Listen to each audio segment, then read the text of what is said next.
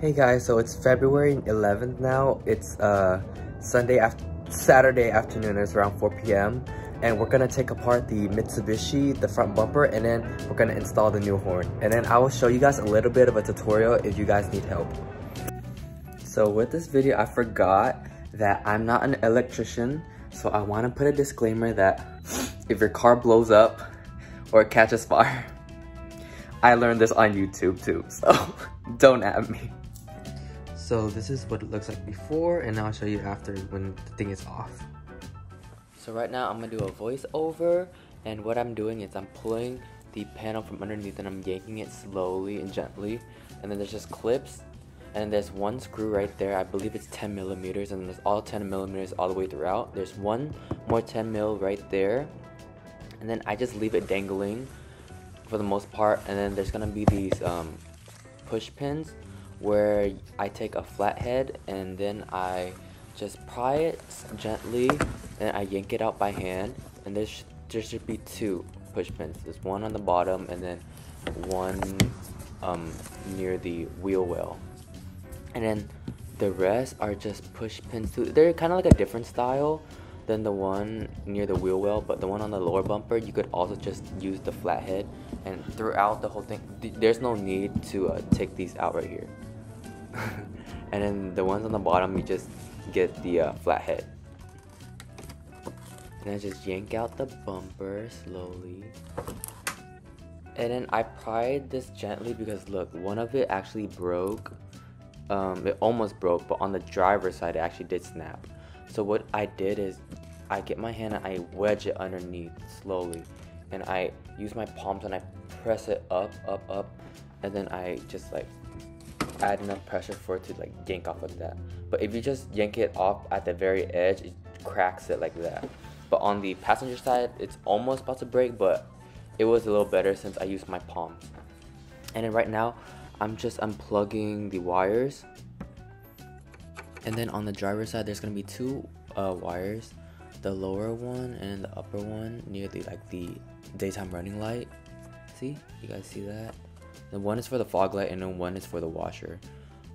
And then on the passenger side, there's that little tube where it actually sprays the washer fluid out. That's one thing you need to take out. And then there's gonna be two clips or two wire harnesses things that you have to like remove. So that bigger one and that little one.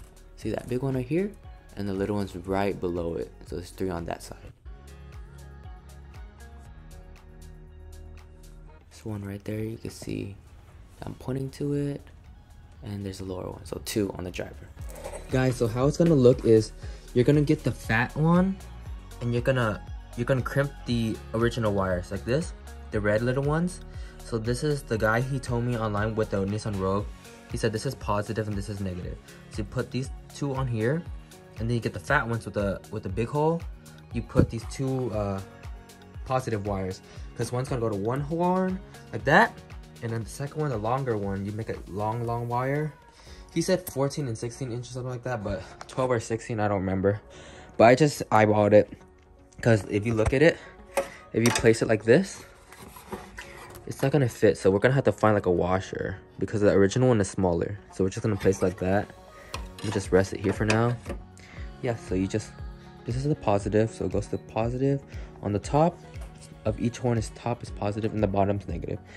Basically the same idea. That runs to negative, runs to negative. That's basically it. But the thing is, the horn sounds kind of bad, so I'm gonna wait for the lower frequency, the 300 and the 450, because the 600 and 500 is too puny. It's not puny, but it's like high pitched. Because look, listen. And I want to give like a useful tip. How I got like the connectors out is you might need another person. So I told my sister to hold one end, and I got a screwdriver and I lifted it up and I yanked it this way, and as she held it on the other side. So that's another trick for the connectors. And then for the washer thing, it was kind of hard to yank out, so I got some pliers and I just slowly like wiggled it out, and then I just pulled it out.